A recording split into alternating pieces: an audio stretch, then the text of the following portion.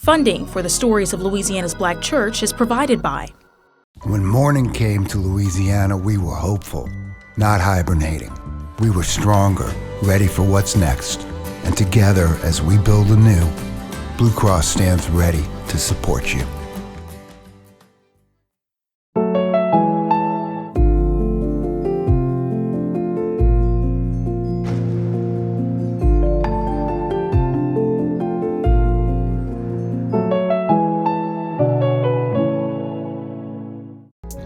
Hi, I'm Patrick, employee at ExxonMobil and pastor of Believers Assembly of Baton Rouge.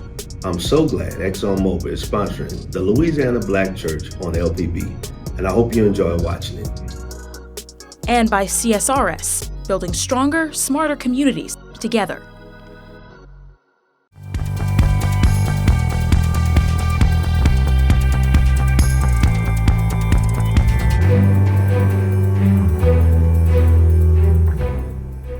The church organ and those powerful voices in the choir make up that distinct sound coming from the black pulpit. For some, the music is what really makes the black church black. But like everything in history, that music and that sound have evolved over time. Tonight, as we continue our Louisiana Black Churches special, we take a look at where that sound comes from and how it's sewn into the American fabric. In the 1940s, blues music was just getting popular.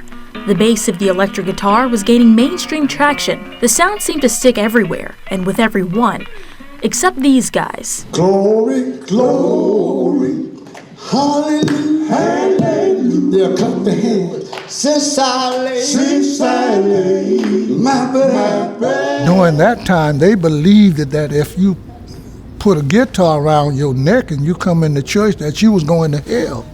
You know, if you sung the blues, you was doomed for hell. Reverend Sterling Wright has been performing with the legendary Lighthouse Gospel Singers since 1948. He and his brothers and one of his cousins were discovered singing quartet-style gospel music when they were kids. Just simple melodies and simple beats. Nothing complicated.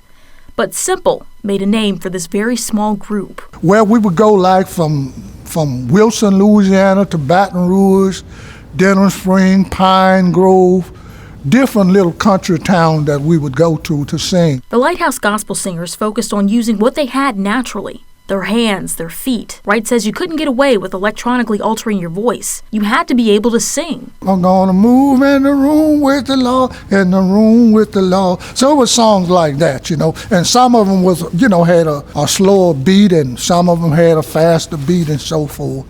But it was all hand clapping and hip slapping that we called it back then. No music. The group's manager, Gerard Robinson, says their signature style evolved from something painful in the black experience. The suffering that was endured by our ancestors and our forefathers, the only way to basically express that without causing trouble on the plantation was through the soul of their music. Natorsha Davis, a vocal music professor at Grambling University, says black gospel is a Negro spiritual of a different name. But the origin is also more complicated than that. Harriet Tubman used certain songs. They used certain songs as signal songs, follow the drinking gourd, and that drinking gourd just happened to be the river. And to freedom was to Harriet Tubman because she was carrying them to freedom land. And that's one example. They had several examples of those kind of message songs that they used as signaling for one thing or another. It was a coded language that only they could understand. How it was delivered was just as important as what it meant. A Negro spiritual would carry long notes without much variation. One person would sing, and the rest of the field would mimic that same line. The song would continue like that until the end. In the church, you'd have call and response, different song titles. The old 100s, I love the Lord, he heard my cry. Guide me, O thou great Jehovah. All of those songs were examples of call and response. But over time, you see that change to harmonies. 2-part, to 3-part, to 4-part. Well, what we're dealing with is traditional quartet singing, okay? Doing this these days in time, you more contemporary choir, praise team, praise and worship style of singing. This gospel group was formed when 4-part and 3-part harmonies dominated the church. Electric guitars, drums, and even the piano were taboo in a lot of black sanctuaries. The beat was reminiscent of blues clubs and juke joints that didn't carry a message the church wanted to hear, so those harmonies were all they had until around the 60s and 70s.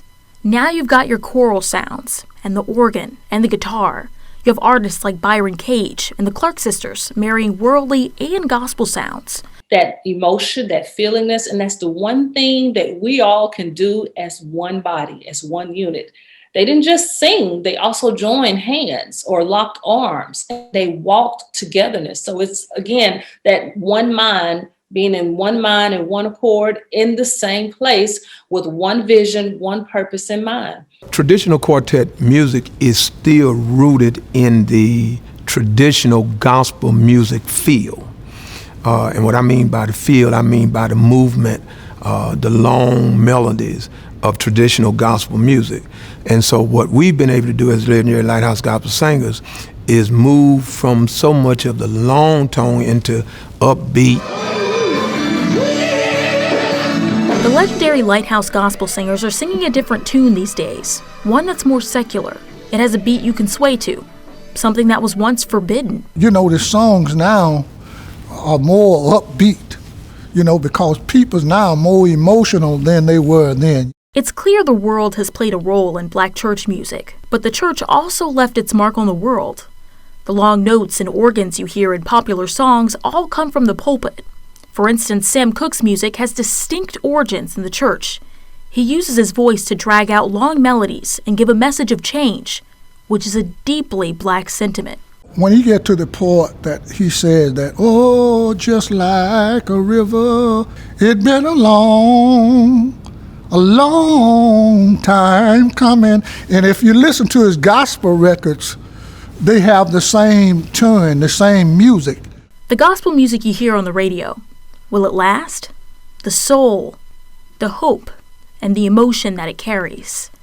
The Legendary Lighthouse Gospel Singers think yes, because when there's suffering, there's always hope. And when there's hope, you'll always find soul.